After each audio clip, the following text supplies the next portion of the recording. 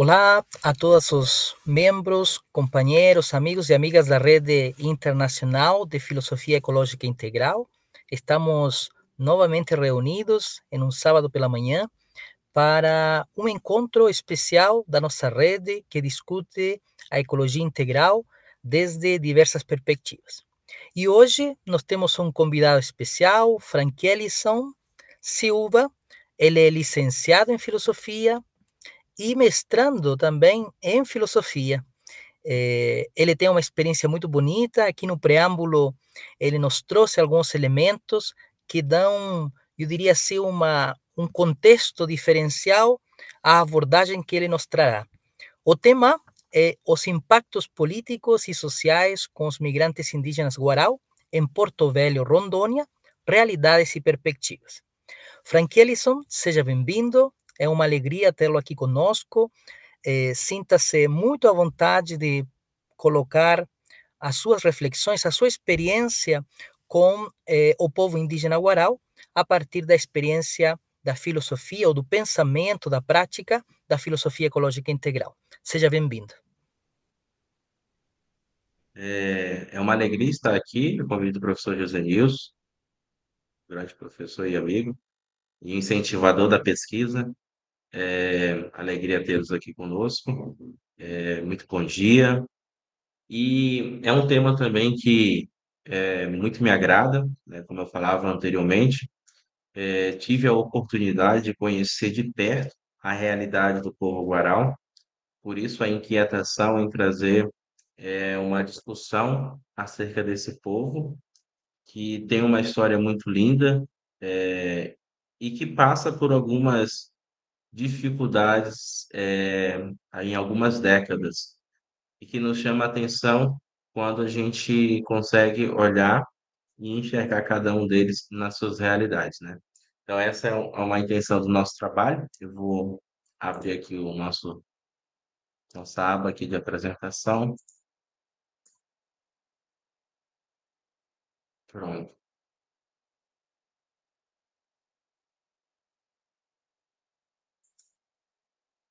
Vocês conseguem ver aí? Sim? Perfeito. É, deixa eu só abrir aqui no celular também, não me perder no meio do caminho.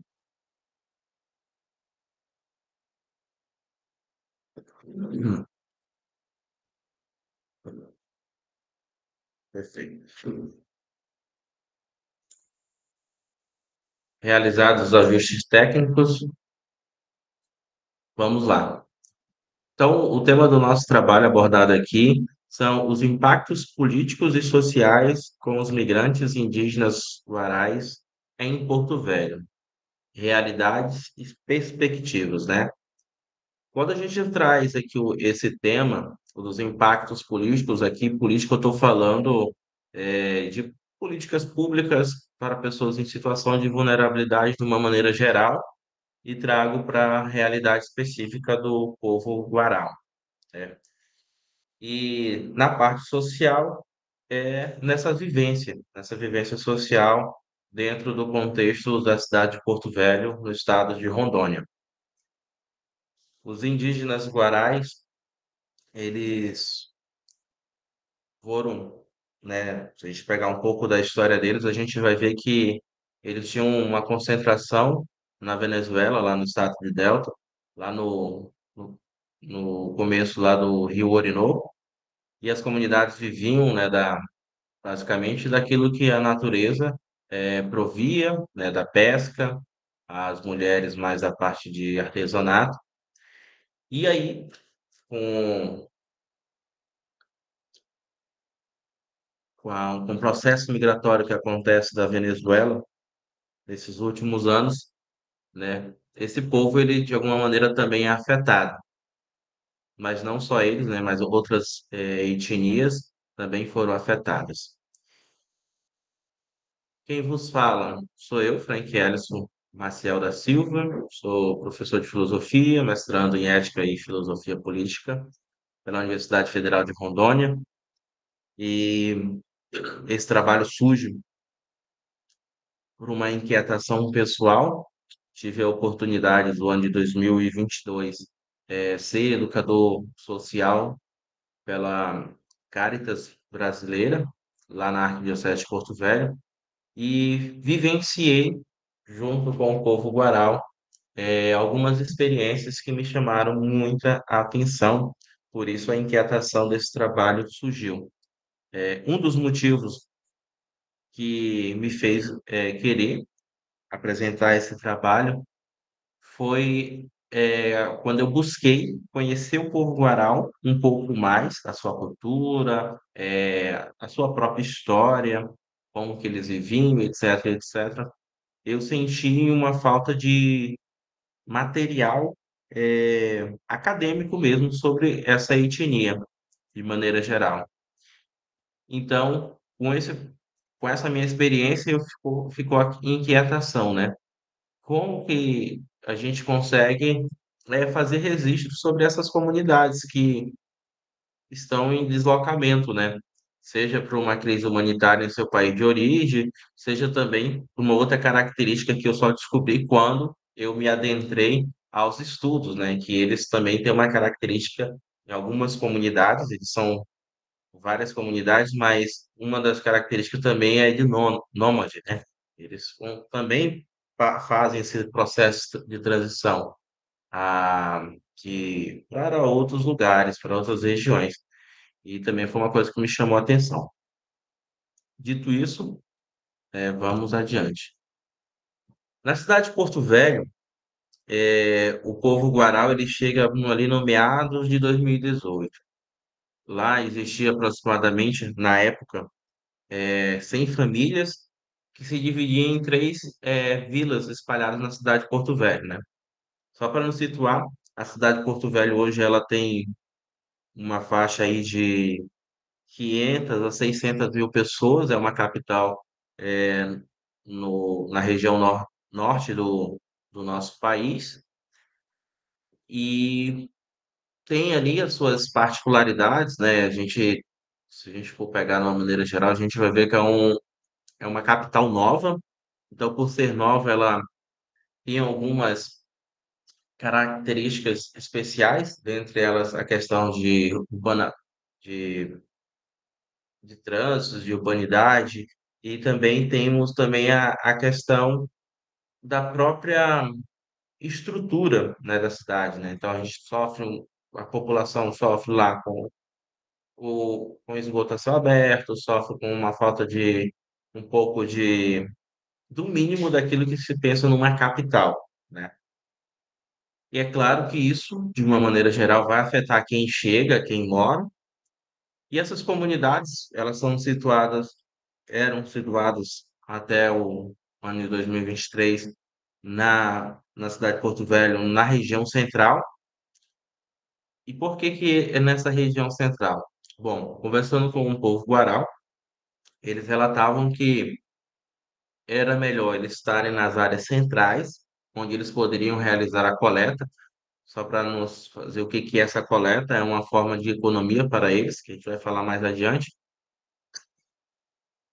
Desculpa.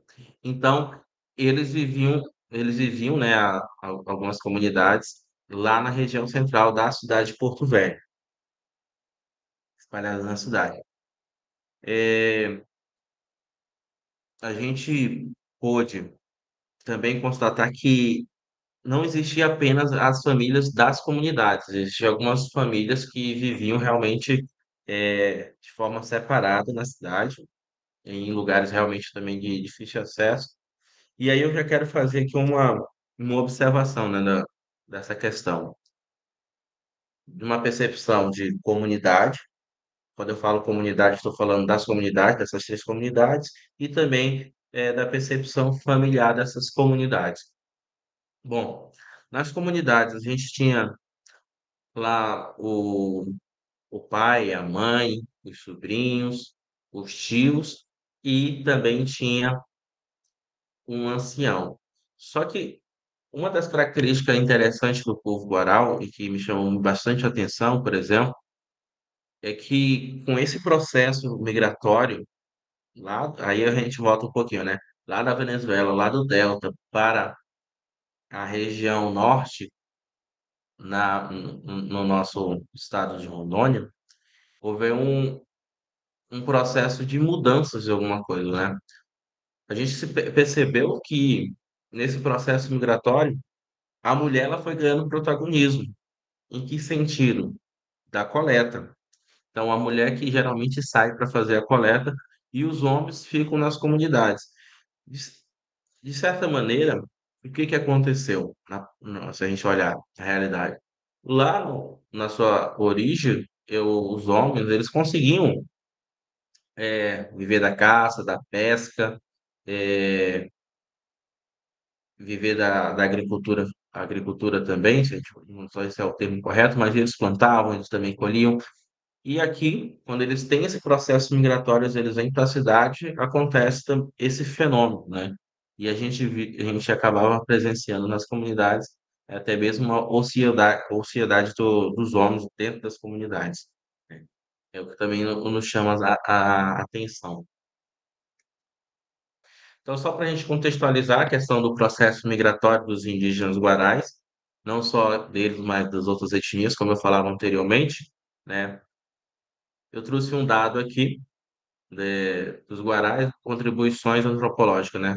Proteção dos indígenas refugiados e migrantes. Esse dado é lá de 2020.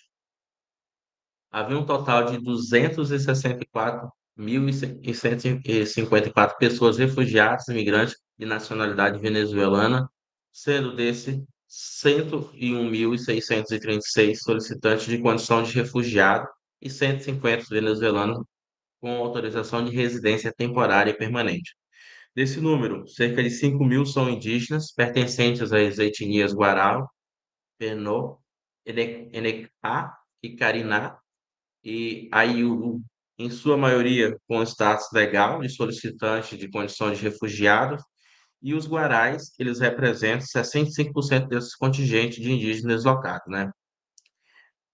O processo migratório que começa a acontecer, esse dado aqui é de 2020, mas ali por volta de 2016, 2017, já se tinha indícios também é, de indígenas fazendo esse processo migratório. O que nos chama a atenção é que o povo Guarau ele começa a ser um povo que começou esse processo de deslocamento. Então, em 2018, eles chegam na cidade de Porto Velho, mas antes, na sua grande maioria, eles passam por Roraima, lá em Pacaraima, entrando, né, e vivendo lá. E o que que nos chama a atenção nesse processo migratório, né? Que muitas dessas famílias, eles chegam realmente numa condição muito, muito debilitados, porque a gente pensa assim, poxa, quando a gente está falando em viagem, a gente está falando de uma pessoa que veio de carro, mas na realidade rural existe alguns casos específicos que eles realmente eles deslocavam a pé. Isso é uma coisa que me chamou bastante atenção. Muitos deles eles chegavam realmente muito cansados, e não só os indígenas rurais, né, mas alguns venezuelanos também, de uma maneira geral, também faziam esses percursos, fugindo aí dessa crise humanitária que estava acontecendo no país de origem. Então, os objetivos nossos aqui é a identidade política e social da comunidade guará, a compreensão da realidade do povo a partir da percepção das comunidades cedidas na cidade de Porto Velho. E a ideia de economia para essas comunidades, eu acho que é importante a gente aliar esse processo de reconhecer eles, então, ou seja, ver essa identidade pessoal deles, e para depois a gente ver também a questão do que é a economia para essas comunidades. E aí tem também a compreensão de educação e religiosidade a partir da ótica das comunidades, né? E relacionar essas impressões à empatia de Edith Stein como fundamento de criação de políticas públicas para as comunidades guarais. E aqui, quando eu trago uma autora, no final ali do século XIX e virada para o século XX, Edith Stein, só para nós contextualizarmos ela nessa história, ela é uma mulher judia que passa por um processo também ali de uma Alemanha pós-guerra, vai ser ali passar ali também pelo período nazista, e ela consegue, em meio a todo o caos que está acontecendo naquele exato momento, a escrever a sua obra, a sua história e avançar, né?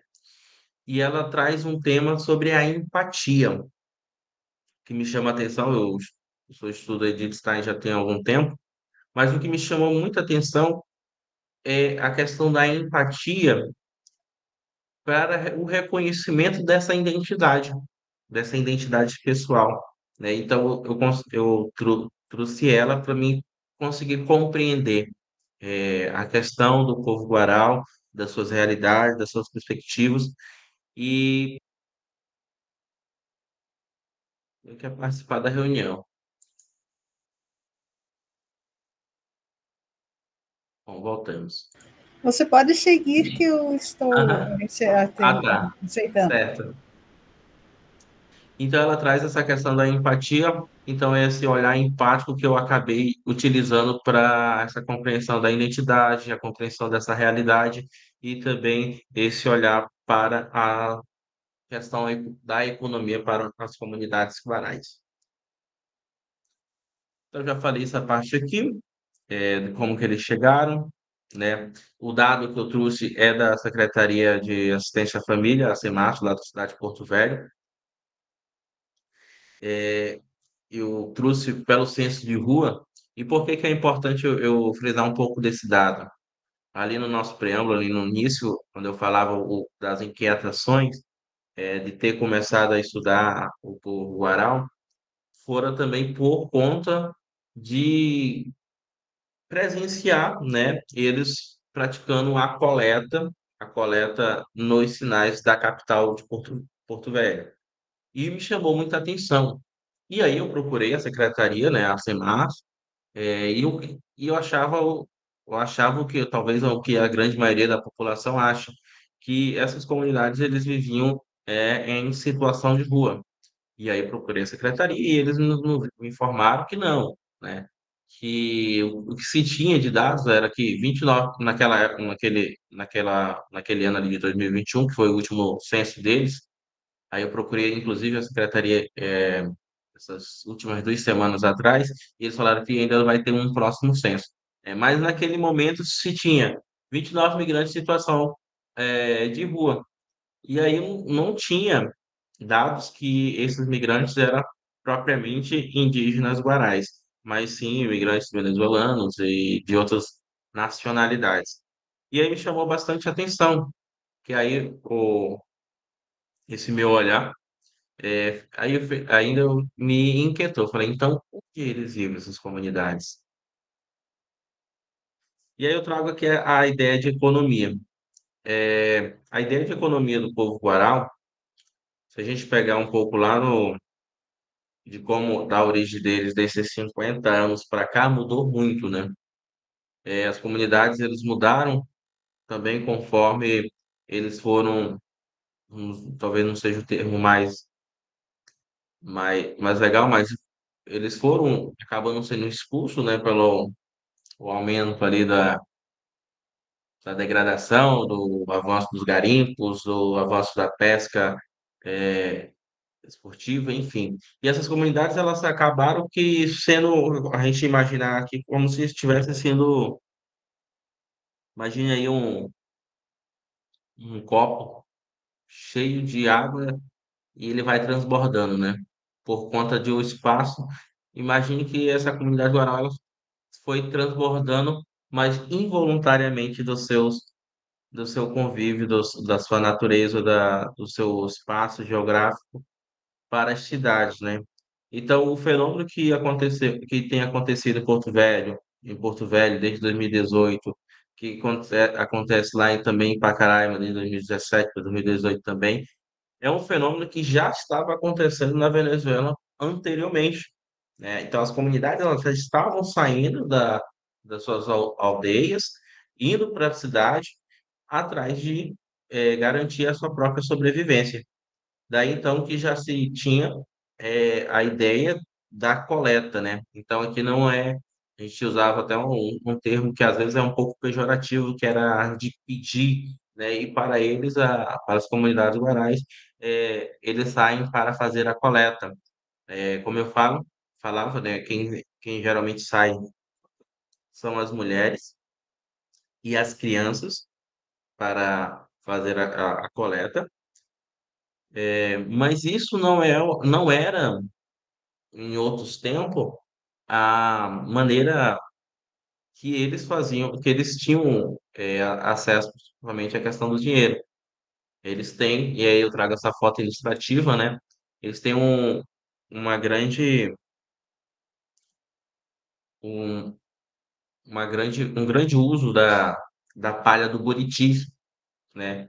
Então, as comunidades eles viviam geralmente muito perto das palhas do Buriti, que ali eles faziam toda a parte de artesanato, as mulheres, na sua grande maioria, a parte de artesanatos, eles faziam muita coisa mesmo. E essa era a principal fonte de renda, né? Então, se tinha isso, e se tinha a venda desses produtos, e aí, com esse processo migratório todo, muitos desses ensinamentos, né, que eles aprenderam com os avós, com os mais velhos, etc e tal, foram se perdendo por conta desse processo migratório, de uma maneira geral, e aí a coleta acabou sendo, lá em Porto Velho, nas comunidades, a gente tinha 4 ou 5 guarais, mulheres que faziam artesania, e é muito pouco, né, porque a gente tinha mais mulheres nas comunidades, eu acho que cerca de uns 50, mais de 50% das comunidades eram formadas por mulheres, né? E é um número muito pouco para uma comunidade guaral, né? Então, os artesanatos, nesse processo migratório todo, ele acabou se perdendo, né? E aí, tanto que uma vez eu perguntava, mas e aí? Falava com uma guaral, né? E aí, como você tem ensinado o seu filho? Ele não quer mais aprender, ele quer ficar no celular. Aí, eu, o quê? No celular? Como assim?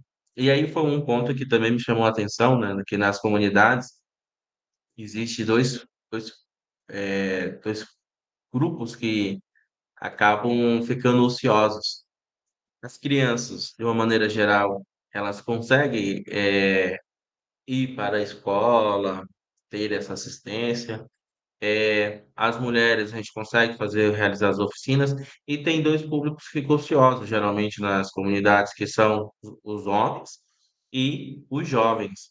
E esses jovens, sua grande maioria, têm essa dificuldade, né? Talvez pela própria condição ali da vida mesmo, de juventude, eles ficam um pouco mais relapso em relação até mesmo à aprendizagem com os seus ancestrais. Então, a ideia de economia para o povo rural, de uma maneira geral, vem da coleta e também da artesania, do artesanato. É uma coisa que me chamou bastante atenção, é que essa perda gradual do artesanato necessariamente também atinge a parte cultural, porque você aí vai perdendo ali a questão simbólica daquela comunidade, daquilo que o identifica. Então, por isso que eu falava, não tem como eu falar de identidade das comunidades rurais sem tratar de economia, porque a economia, se a gente passar a partir da ideia do artesanato, a gente vai ver que acaba sendo alguns símbolos que contribuem para que a gente consiga compreender aquela comunidade e até mesmo identificá-la, né? Falo por uma experiência pessoal mesmo, até então, e acho que é uma coisa que acontece muito no senso comum, é que as pessoas têm uma percepção, por exemplo, do indígena brasileiro, com pena, com coisa, e é muito fora da realidade, por exemplo, no povo guaral. O guaral, um dos símbolos muito fortes deles é o artesanato, é a artesania. Então, eles fazem colares, eles fazem brincos, usam bastante cores vivas, e isso, querendo ou não, é uma linguagem simbólica que, consequentemente, fala com a identidade dessa comunidade, fala com a identidade desse povo. Isso é importante a gente relatar. A compreensão de educação e religiosidade a partir da ótica das comunidades. Bom, aspecto educacional aqui, a gente, como eu falava anteriormente, né? Eu estava lá na condição de educador social, então, resumidamente, o papel era ajudar, colocar as crianças nas escolas. Qual que era o grande problema aí? O primeiro problema é a questão da linguagem. O povo guarau ele não fala espanhol, ele fala guarau, entende? E, e essa língua, a língua deles, tem se perdido por conta de não termos algo documental. Então, assim, das 100 famílias que tínhamos lá das 100 famílias que tínhamos na comunidade, uma, uma sabia falar guarau e sabia escrever em guarau, não espanhol. Espanhol, as pessoas geralmente usam para compreender eles, mas a língua é uma língua guarau. Então, assim, primeiro processo que temos ali para o acesso à educação, a primeira barreira é a questão da linguagem, entende? E aí, como que eu vou conseguir? Eu quero forçar a uma mãe guarau deixar o filho ir para a escola se eu não estou dando condições para ele, pelo menos, compreender o que é, de fato, essa ideia de querer levar ele para a escola, né? Então, uma das primeiras barreiras no aspecto da educação foi isso, né? Um segundo aspecto para com os jovens era também a questão da própria linguagem, mas ali tinha uma outra situação que era com a questão da estrutura. Então, eles ficavam desconfortáveis com a questão da deslocação. Então, a gente falava anteriormente que eles moravam nas regiões centrais da cidade de Porto Velho.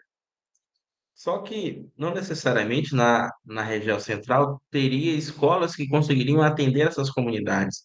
E elas, na sua grande maioria, andam a pé, né? Algumas ainda andam de aplicativo, mas é umas exceções. Então, assim, não tinha, embora a gente, olha como é que é, né? Por isso que eu falava lá da questão da estrutura mínima de uma capital. Embora nós estivéssemos no centro da cidade, numa capital, nós não tínhamos como um acesso à educação. O que se tinha era uma escola muito perto, bem perto, só que não atendia nem 50% da comunidade escolar Guará. Então tinha que se deslocar, enfim, a pé. Então, para essas comunidades era algo muito penoso, muito dificultoso que a gente tinha, mas que a gente conseguiu fazer um trabalho e foi realizado. E quando se pensa em conhecimento, e aí a gente parte aqui para a parte mais filosófica, né? A gente olhar a comunidade guaral, o ensinamento para eles, eles passam pela primeira parte, pela vivência. Então é vivencial. Como que um guaral vai entender educação? Pela vivência. Vivência com quem? Com a comunidade. Então, vivência, comunidade. Essa talvez é uma compreensão da comunidade guaral no aspecto educacional. Então, é na vivência que ele vai conseguir aprender sua língua, aprender artesania, aprender a comunicar o próprio espanhol, né? E, e aí a gente consegue ver o aspecto educacional dessa maneira, né? Porque quando se pensa em educação, se a gente partir aqui para a parte filosófica, vai ter várias linhas que vão falar sobre o que é educação, de uma maneira geral. Só que a educação, de uma maneira geral, né, que se fala é que educar é formar, né? Então, se você tem uma forma e você tem um indivíduo, um objeto que você quer colocar naquela forma. Então, o que que acontece? Muitas das vezes, aí, se a gente pensar, fazer essa analogia, existe uma forma de um tamanho e um público desse tamanho. Se a gente tentar encaixar aqui, não vai dar certo. Então, por isso que quando a gente pensar no aspecto educacional, primeiro ponto que você tem que pensar, identificar. Então, quem é a comunidade? Quem é o objeto, né, dessa discussão? Segundo ponto, qual que é a compreensão? E aí, por isso que eu coloquei a compreensão da educação, porque não adiantaria, não adiantou, né? Eu vi que às vezes a intenção é boa, mas não adianta você forçar a comunidade guaral, por exemplo, a colocar o filho dentro de uma escola onde essa escola não tem condição de recebê-lo. Então, assim, nas escolas, o que que acontecia? A professora também não compreendia nem o espanhol. Então, como que era uma da segunda língua do povo guaral? Como que ela vai conseguir ensinar se ela não consegue compreender? Entende? Daí, como que você oferece educação? Aí a gente volta aqui. A forma não cabe ou não encaixa. Então, a compreensão de educação para essas comunidades acaba sendo pela vivência, como eu falava, e também por aprender com outros. Só que a questão está aqui, né? Uma coisa é dentro da comunidade, né? São três comunidades, várias famílias. Outra coisa é na sociedade de Porto Velho, numa escola municipal com vários alunos com várias situações que conseguem vencer essa parte da linguagem e conseguem, então, compreender. Então, conseguem ir ajustando dessa forma, se a gente pensar a educação em questão de forma, e objeto e matéria, né? Que é um fenômeno, por exemplo, se a gente pegar aqui um fenômeno anterior de imigração, que é com o povo haitiano, que eles conseguiram chegar, né, no Brasil. E aí chegaram também lá na cidade de Porto Velho, e são dois processos migratórios que me chamam a atenção. O primeiro, dos haitianos, o que acontecia?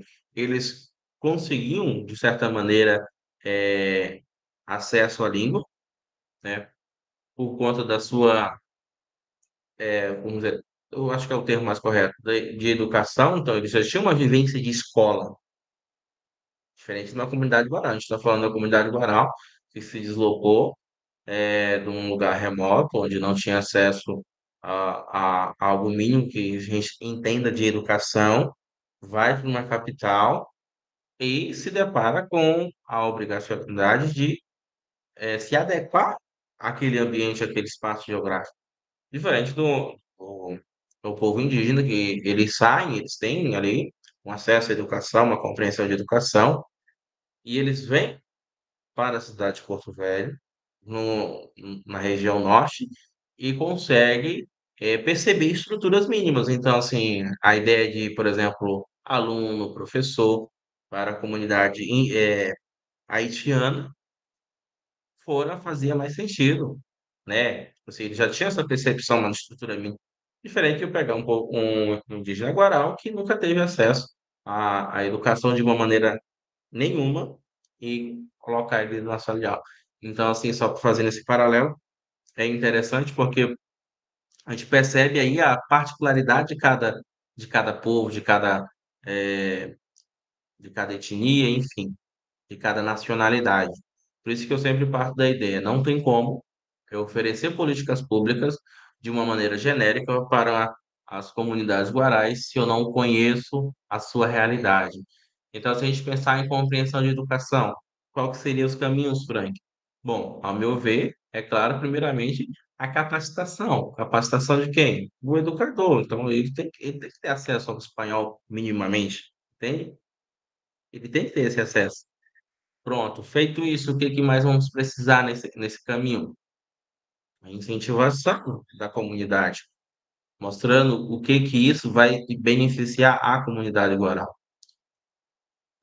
E aqui a gente traz aqui um outro aspecto da religiosidade a partir das óticas das comunidades, né? A gente percebeu ao longo desse nosso trabalho e também dessa nossa vivência que as comunidades guarais, de certa maneira, elas tinham as suas crenças já um pouco afastado até mesmo da sua própria realidade lá. Então, ele já vem no processo migratório onde algumas coisas foram perdidas, né? Então, assim, se a gente, ao meu ver, anteriormente de conhecer a realidade guaral, a gente, por exemplo, tá ali com uma desinteria, a gente recorria ali para um chá, ou então, sei lá, para alguma outra coisa. E, na realidade, dos guarais, especificamente, não era assim, né? Que acontecia, eles já iam diretamente por remédio. No aspecto religioso, eu também acreditava que seria uma outra perspectiva, mas quando eu me deparei com as comunidades guarais, eu vi que o catolicismo já era muito forte nas comunidades. Então, eu presenciei a questão deles procurar o próprio batismo na igreja católica. Isso me chamou a atenção, porque até então a ótica que eu tinha de religiosidade para essas comunidades era mais da ideia ali do pajé, enfim, como a gente acaba vendo no senso comum que se tem, né? E não de uma religiosidade específica. E aqui eu enfatizo que não estou aqui dizendo que é uma religião imposta ou coisa do tipo, não, pelo contrário, as próprias comunidades se sentiam bem, né? Gostavam de um sacerdote estar acompanhando a comunidade, fazendo oração para algum enfermo. E isso me chamou bastante a atenção, desse respeito, né? Intercultural e foi bem interessante dar uma ver essa questão, coisa que se a gente olhar de longe a gente não consegue perceber.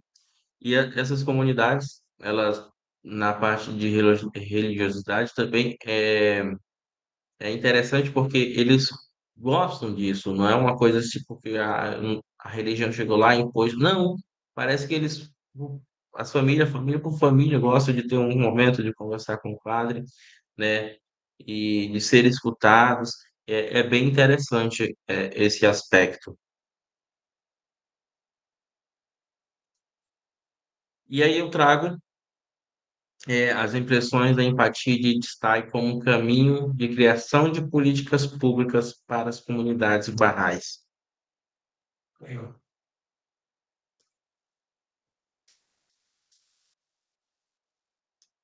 Como eu falava anteriormente e enfatizei, não tem como falar em política pública, não tem como olhar para a realidade das comunidades, seja Guaral, seja qualquer outra etnia, sem a gente olhar a pessoa, né? E Edith Stein, essa filósofa, conferencista, ela traz que esse entendimento de olhar para a pessoa. E é um exercício que eu sempre gosto de fazer, é olhar para a pessoa. Porque quando a gente consegue olhar para a pessoa, para a sua vivência particular, um olhar fenomenológico, que Stein vai chamar, a gente consegue compreender aquela realidade. E não só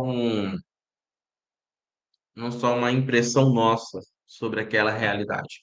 E esse é o ponto, quando eu fazia esse olhar para a comunidade coral, eu não posso me deixar levar apenas pelas impressões das minhas próprias vivências, como pessoa, mas eu observar a vivência particular, né, a unicidade, é, daquela comunidade, daquele povo, para que assim a gente possa ter condições para fazer a criação de políticas públicas.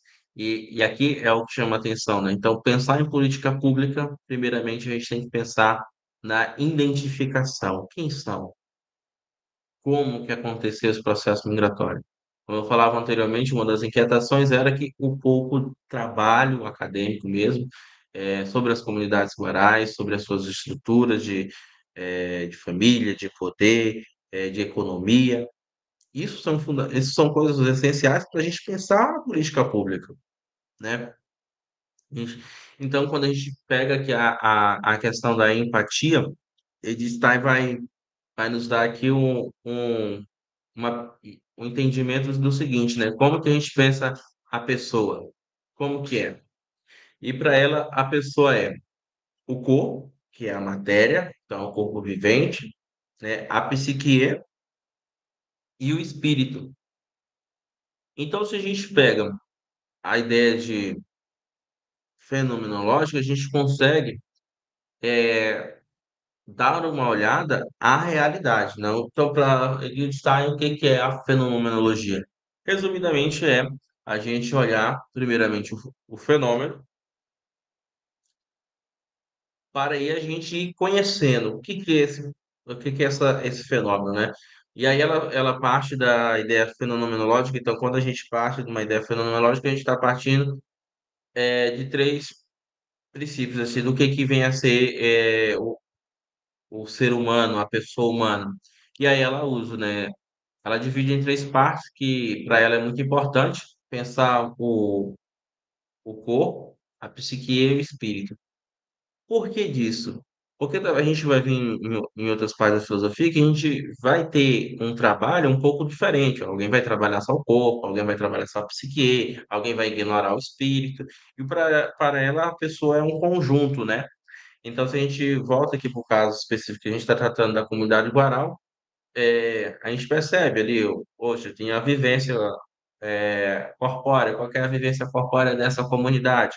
Bom, essa vivência corpórea dessa comunidade, eles têm uma rotina, têm as suas atividades, né, da coleta, tem as atividades escolares, enfim, e eles vão se ajustando conforme a realidade que está acontecendo à sua volta ou a que está acontecendo com ele mesmo, né?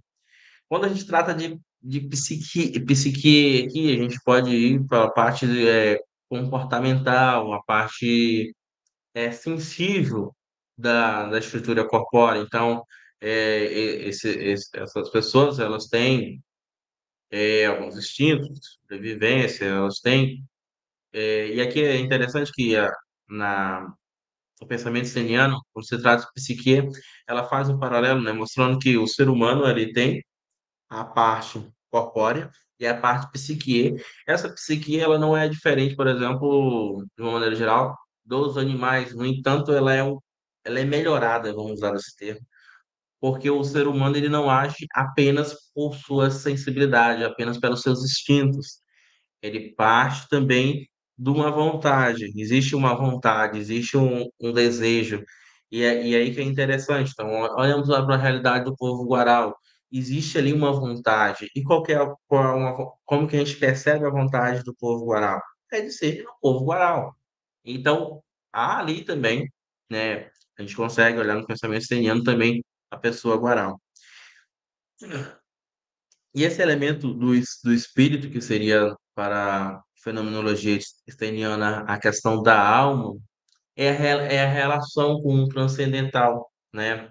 Então, por isso que eu falei, em outras correntes, talvez o transcendente é algo eliminado, mas para a compreensão fenomenológica, a gente consegue compreender, por exemplo, quando a gente olha o aspecto de religiosidade, a gente não está falando de religião especificamente, mas a gente percebe que também as comunidades corais, elas têm a inquietação com o transcendente, de alguma maneira, entende? Então, como que a gente consegue olhar, Franquelli, isso a questão das políticas públicas para as comunidades guarais? Primeiramente, por uma estrutura de eles como condição de pessoa. E pessoa nessas três dimensões supracitadas, e a gente consegue olhar, né, a realidade material, olhar a parte da psique e também a parte espiritual. E assim a gente consegue ir dando norte para essas comunidades. A gente consegue ajudar, a gente consegue realmente compreender. Eu acho que o primeiro passo é a vivência, né? Quando a gente tem a vivência, e aí a Edith Stein, ela vai tratar isso nas suas obras, quando ela vai falar sobre empatia, que cada ser humano, cada pessoa humana, aliás, tem as suas vivências. Por isso que ela tem ali a sua própria identidade, né? A gente pensar numa analogia é como se cada pessoa tivesse, né? Não, cada pessoa tivesse, não, cada pessoa tem a questão da sua biometria é algo que eu tenho uma, você tem outra, Beltrano tem outra, Ciclano tem outra, e é isso que nos identifica. Então, é preciso, primeiramente, a compreensão da pessoa, na sua integridade, para aí depois pensar política pública, pensar de uma maneira geral como ajudar, como compreender, como dar condições de vida, né? Uma das coisas que me chamavam bastante atenção é que nessas comunidades a precariedade não necessariamente era algo que incomodava mais a gente que estava de fora, mas as comunidades ali eles se sentiam é, bem, porque ali eles tinham uma vivência corpórea, vivência de família, vivência entre eles. Então, o que que era importante, não aquela condição externa, mas a condição interna de poder olhar o eu, o outro e ter essa relação. Isso que era importante no resumo das contas. É claro que para nós, a gente que atendia, nos incomodava, mas para eles a vivência interpessoal entre eles era desculpa, era algo que era mais importante. E aí a gente já pode até abrir aqui para algumas perguntas, para alguns debates, mas eu gostaria de trazer isso, né? Pensar política pública, pensar em comunidade coral, é pensar primeiramente em conhecê-los, conhecê-los na sua corporeidade, psique e espírito, e principalmente nas suas vivências. São essas vivências que vai dar condições para que nós possamos criar políticas públicas, para que nós possamos compreender e até mesmo, acho que o mais importante, documentar. Como que, por exemplo, a gente vai pensar na comunidade guaral para jovens guarais? Como é que está acontecendo? Porque já é um outro fenômeno que está acontecendo, né? Como eu falava, dessa ociosidade dentro das próprias comunidades, isso é um problema, que em algum momento isso vai se gerar um problema de identidade, vai se gerar várias situações, né? Mas não é o momento agora aqui, mas é uma coisa para a gente já começar, talvez, até a se inquietar. Do mais, eu acho que é isso. Muito obrigado. Não sei se eu fui muito sucinto. A gente agradece pela sua partilha, a socialização do conhecimento. Isso é muito importante até para a divulgação, né, da existência desse povo. Eu estava pensando se aí no Museu do Índio, aqui em Brasília, aparece a nomenclatura desse povo guará, tendo em vista que ele faz parte da história do Brasil desde 2021. Uhum. É isso? Você confirma? Não entendi, desculpa. É isso, Frank? Que eles fazem parte da cultura brasileira desde 2021? Da história eles, porque chegaram, eles são nômades, estavam na Venezuela e chegaram no Brasil em 2021, é isso? Não, foi 2020, né, que lá o dado. 2020. E chegaram no Brasil na condição de imigrantes, né? De refugiados. E isso só fazer um comentário antes de tu explicar. É isso que é o mais interessante, porque aí você não tem um dado oficial que está chegando indígena. Uhum, Tem condição que está chegando refugiado. sim, E isso, na prática, o que acaba sendo um grande problema. A gente teve, por exemplo, vivenciamos a condição de ter uma criança apátria, que sim, não tinha nem de venezuelano, enfim.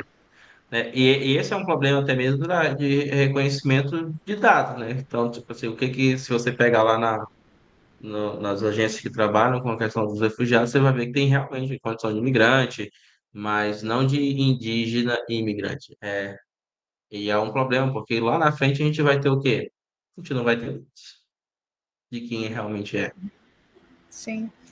Se você quiser parar o compartilhamento aqui da tela, aí nós podemos ver a imagem. Ótimo. Então, estamos abertos aos comentários, perguntas. Vamos aproveitar porque o Frank estudou sobre isso, né? Acho que a sua contribuição acadêmica para a cultura indígena, né? É um aspecto importante para nós.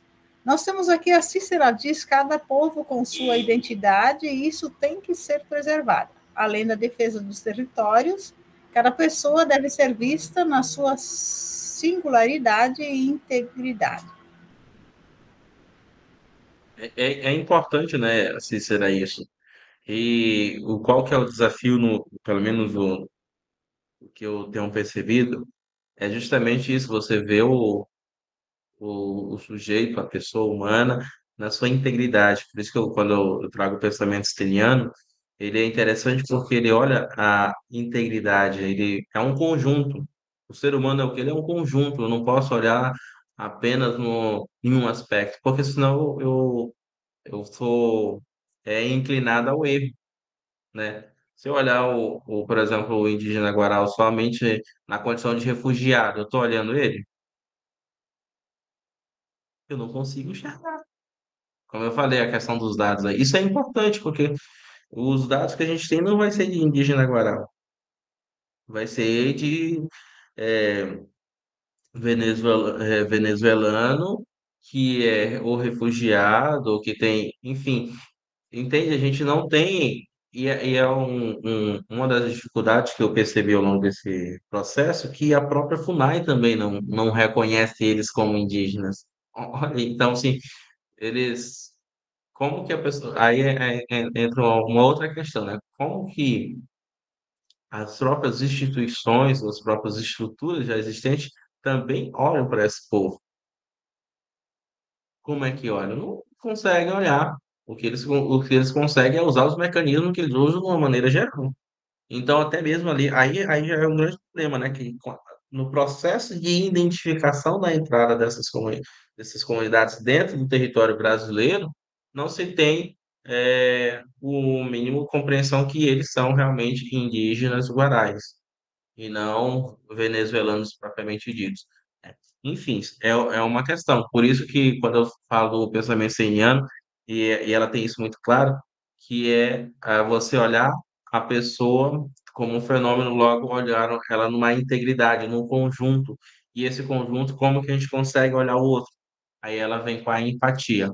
Olhar o outro, na sua vivência, a sua historicidade e a sua individualidade, e aí faz a gente compreender eles, né? De fato. Se nós pensarmos no aspecto social deste povo na cultura brasileira, você várias vezes destacou essa perspectiva do individual, essa empatia de olhar para a pessoa como tal. Mas também você, em vários momentos, Frank, você fez esse comentário dizendo que os ociosos, né, os homens e as crianças se percebem ser ociosos. Você falava que o que te despertou é que existiam as mulheres coletoras. Se você puder falar um pouquinho o que é ser coletora. Mas a minha pergunta é, neste contexto de sociedade, então, de comunidade, podemos dizer assim, de comunidade, quem exerce a liderança junto a essas famílias que você identificou que fazem parte desse povo, quem exerce a liderança e que elementos aglutinam? Em torno de que elementos? Você falava, existe aí a questão da questão do trabalho, você falava da educação.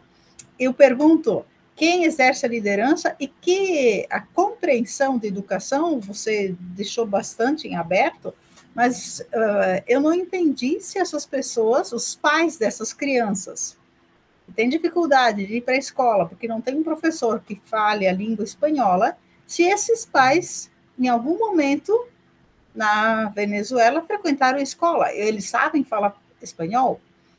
Então, assim, como é que se dá essa perspectiva de uma organização enquanto sociedade, enquanto comunidade, a partir da liderança e a partir do aspecto cultural que seja da educação?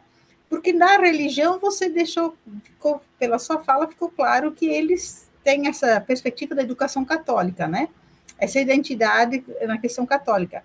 Mas nessa questão da sabedoria ancestral, que você também comentou, você percebeu algum elemento que isso passa de geração em geração? Ou alguma situação? Conta para nós, Frank.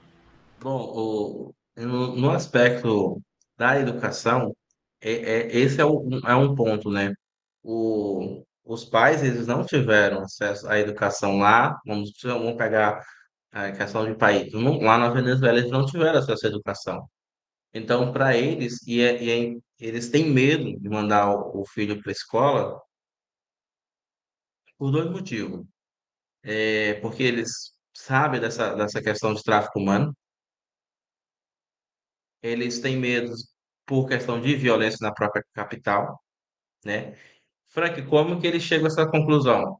Bom, na maioria das comunidades existe internet e alguns têm acesso à internet, então têm acesso à informação e eles veem umas coisas e isso deixa eles assustados. Esse é um ponto. Então, assim, por isso que eu falei, qual é o desafio aqui? É claro que se a gente olhar para a parte institucional, é aquilo que eu falei. Primeiro tem que dar capacidade de linguagem. Qual é a linguagem? Ah, é o espanhol, então o professor tem que, pelo menos, compreender o espanhol. Esse é um ponto para as instituições. Para as comunidades guarás tem esse outro ponto aqui, que é não se tem essa referência, então por isso que eu usei lá o exemplo do povo haitiano, que é um processo migratório anterior do povo guará. Eles vinham lá do Haiti, eles já tinham acesso à educação, vamos usar esse termo. Então, para eles, é uma educação, eu até falei isso na apresentação, a educação já tinha uma estrutura. Qual que era a estrutura, Frank? Tem um Estado, tem uma instituição e tem um horário de ir para a escola. Tipo assim, já existia isso dentro da cultura deles. Então, para eles não foi dificuldade chegar aqui e ir para a escola. Isso fazia já parte da rotina deles de vida, diferente da comunidade guaral, que não se tinha, o pai não teve essa experiência lá na Venezuela. O filho também provavelmente não ia ter. Só que as instituições que estão assistindo, a própria prefeitura, ela fala, olha, vocês estão aqui no Brasil é assim e vocês têm que se adaptar, então você tem que mandar seu filho para a escola, entende? Então, aí já tem. E aí você trouxe um outro ponto sobre a questão das lideranças, né? Eu olhava procurando referências de lideranças das três comunidades. Geralmente eram as mulheres que eram as lideranças. Então, na comunidade do centro, mais lá na frente, tinha uma fulana, na outra tinha a Beltrana, e elas que falavam as demandas das comunidades para as instituições. Então, elas que traziam. Os homens passavam para ela e elas que traziam. Isso também é uma coisa de. E na nossa percepção externa e sem vivência nenhuma, a gente acha que tem o pajé, né? E tem o cacique, e essa é a estrutura que a gente entende aqui fora. E aí, quando a gente entrou lá nas comunidades, a gente viu, não, aqui quem tem esse papel é as mulheres, é elas que falam, né? Elas que trazem a demanda. E quando eu estava falando sobre a questão da coleta, a coleta é o seguinte.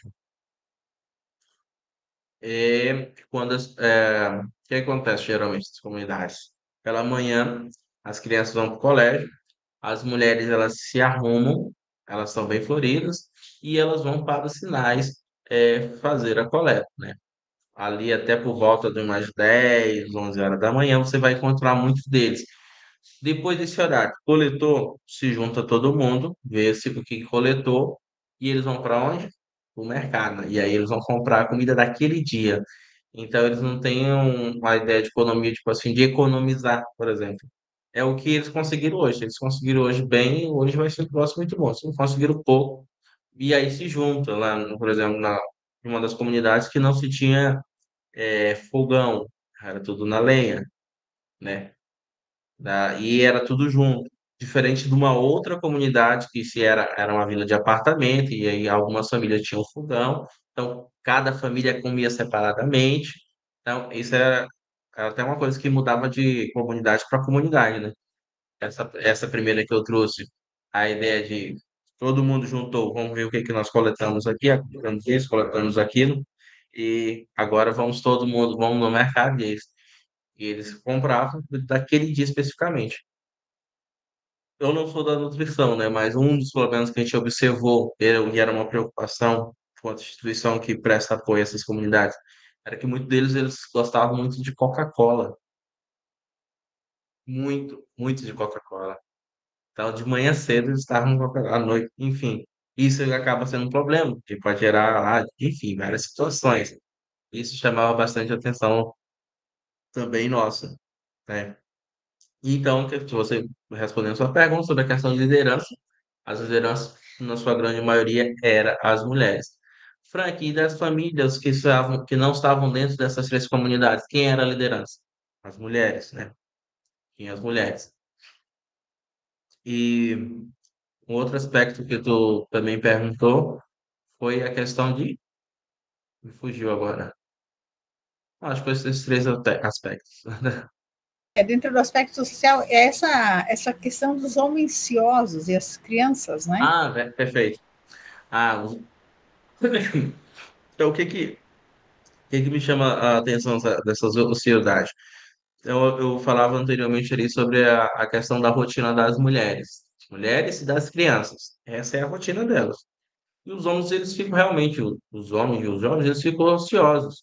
E eu falava sobre a questão do acesso à internet, e eu vejo isso como, não é um problema, mas é algo de pensar, tipo assim, o que que isso contribui ou não contribui culturalmente com essas comunidades.